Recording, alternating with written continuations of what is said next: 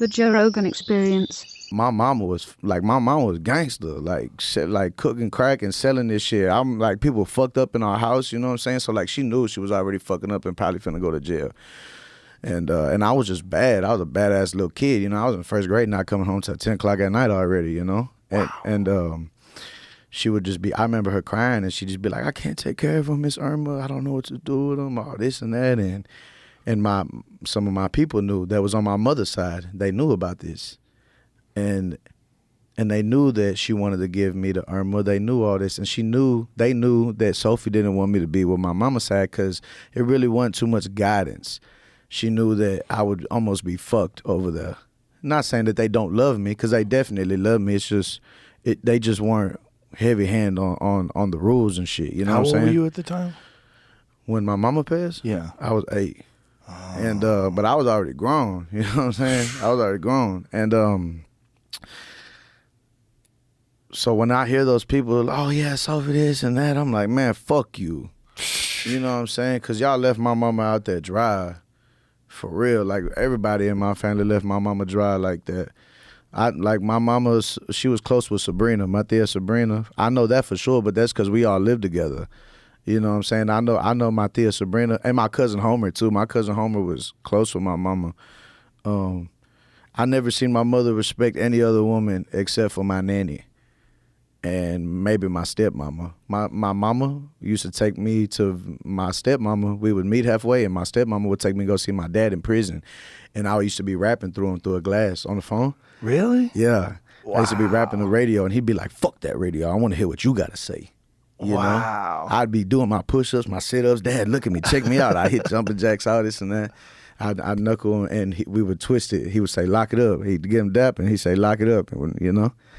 And I was just telling Fee, every time I go visit him, he would always ask for a Sprite and some Kit Kats. I used to go to get the coins and take them to the guards. I'd be like, man, that's all I got, but let me take my daddy home, you know? And he did a long time. He did about 6 years in there.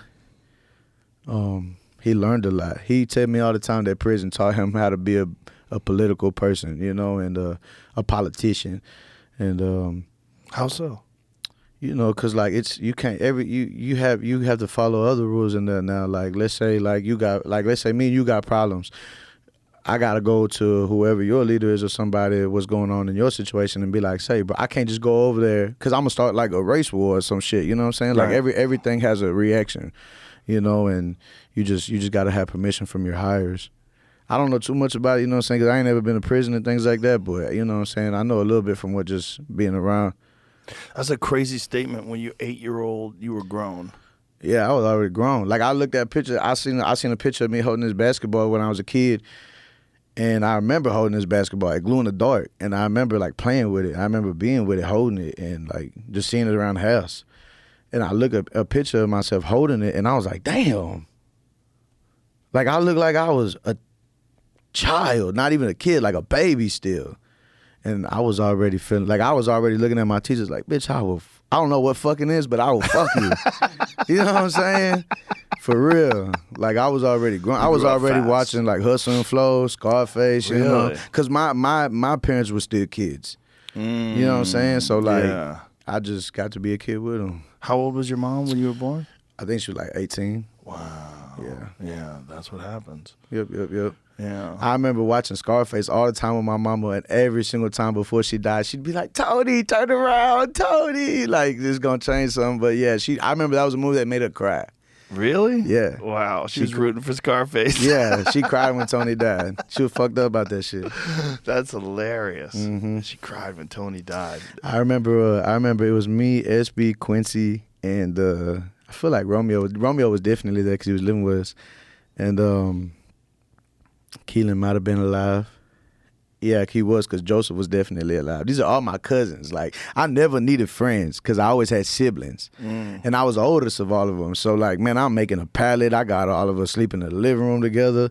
And, you know, like I said, my parents were still kids, so they out doing kid stuff at the club, partying and all this and that.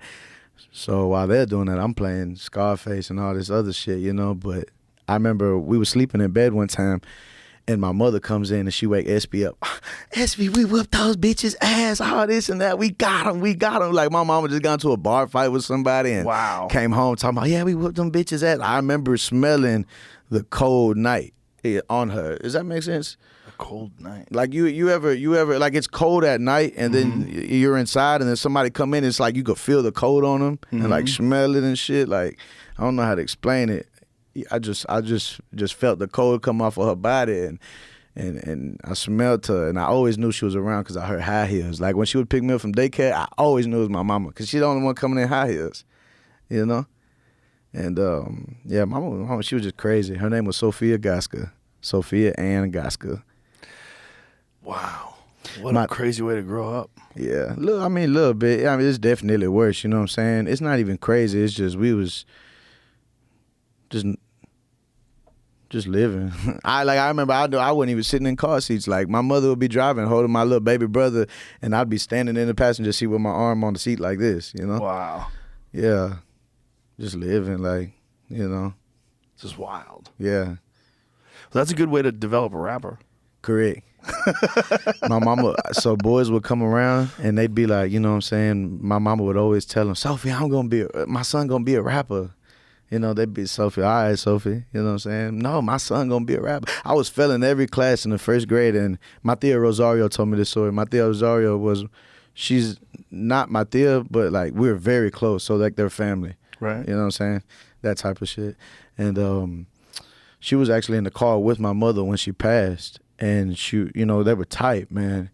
And she told me that I was failing every class in the first grade, and her and her friends were like, Sophie, he failing in the first grade. Like, what the fuck going on? He's spelling stop, you know?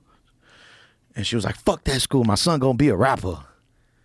And my dad would wake me up before school at like 4 or 5 o'clock in the morning when I was in the 7th grade.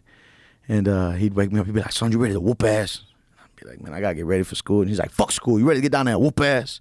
And he wasn't saying fuck school because, like, you know what I'm saying? Because he always pressed like being good and getting knowledge, you know what I'm saying? But like he knew I didn't give a fuck. He knew I was just saying that. So he's like, in his mind, he's like, motherfucker, you gonna get up and come down here and rap, you know? Because he would party every night and he had the shit that people wanted. And women wanted to be with him and men wanted to be him. So every night after they get done partying, Monday through Sunday, he would always bring the party back home, and he would have me a house full of women sitting on the fucking stairs lined up, one sitting on the refrigerator. We had two. I had a mastiff, and he was mixed with Press Canaria. I think I said that right. His name was Bronson, like Charles Bronson. He was brindle, and his eyes were orange, lit up, orange. Oh, just a beast. And I could see the house, and we were living in a duplex, so then it looked like it's even more crowded, you know? And my dad would play like a Ghetto Boys beat, which is like 5 minutes fucking long if you don't know. Right. So I'm about 2-3 minutes in, and he's like, the fuck you slowing down for? The beat ain't over. And I had to jump back on and not eat these grown-ass men alive. Alive. And how were you writing your raps back then? Were you writing them in your head, or were you writing them down? Nah, everything was on a pad. Yeah? I had everything in notebooks. I was supposed to be taking notes in school, and I'm writing, you know. So, I didn't do anything else except for write, draw, or read. So from the beginning, that's what you wanted. It's not what I wanted. It's what my mama wanted. I don't even think I still know what I want to this day. Really? I think I just want to be okay. I don't even give a fuck about this money, the fame. I don't give a fuck about. I love the music because I'm blessed and I'm grateful for it. I cherish it because like it's my living and I'm comfortable off of it. This is what my mama wanted. You know what I'm saying? So to this day, you're not sure that that's what you wanted. I don't think it is. I think what I want is just love. I missed out on a lot of love. I want a family. I just want to be okay. Yeah. You know what I'm saying? I just want a simple life. I think that happens for a lot of people when they get pushed into something at a really young age. You hear that with a lot of athletes, a lot of young fighters, a lot of young football players. They're just like, I never knew what I wanted to do. They told me what I wanted to do. Right. You know, and then here I am successful. Like, I guess this is all right, but am I even me? Yeah. You know, I'm a product. Correct. Yeah. I feel like I'm definitely me, and but this was definitely for my mama. Well, look, it worked out. Yeah, definitely. Think of how happy she'd be right now. Man, bro, and that's one thing I just want to see her jam my music. Because I remember being in the backseat watching her jam Ashanti and Ja Rule. And I remember her body language. I remember seeing her move. I remember her beautiful smile when she would sing. And I'm like, damn, like, I wish I could see her sing my music. You know? Wow. I know she would. And I ain't no bullshit. Like, everything I'm talking about is solid. So, like, I know she would feel it even more. Like, damn, my son gangster. You know? That's awesome. Yeah, I know she would love it, bro.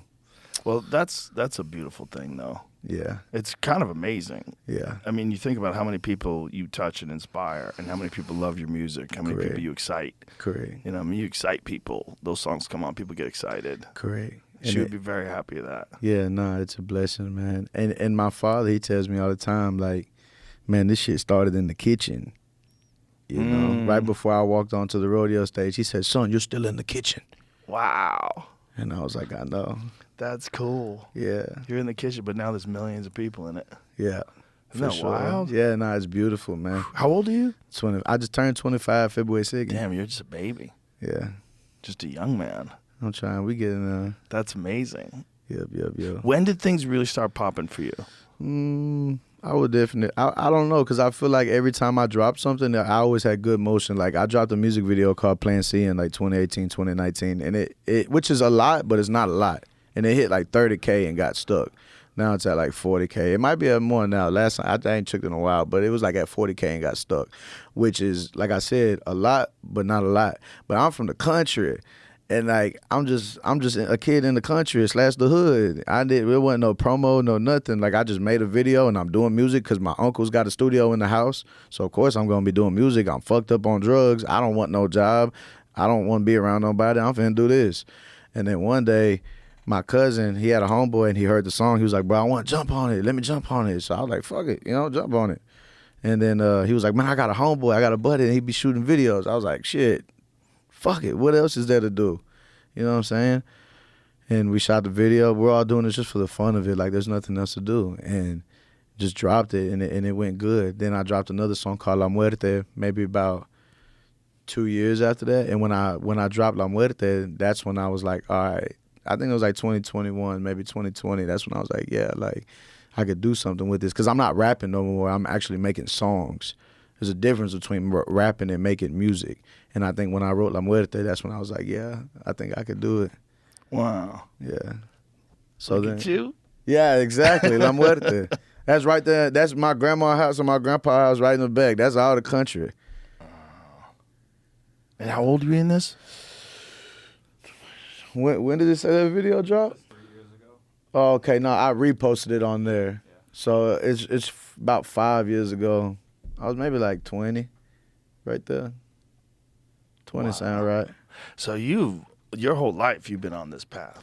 Yeah, correct. And you want to know what's crazy? Some people that I talked to, like, back then in the country, and they like, bro, like, I've always looked at you as a rapper. Even kids in school, like, people at school that I talked to, like, man, like, you just always had a rapper. Like, I've always just looked at you as a rapper. You know what I'm saying? Even in kids at school, like, oh yeah, that's OT, he the rapper. You know, like, bro, I was in Miss Terry's class in 8th grade, and everybody's getting certificates in school, and, my buddy Brent, he's like, most likely to go in the UFC, most likely to wear a red button-up shirt, most likely, and everybody's getting this stuff, and mine was most likely to be a rapper.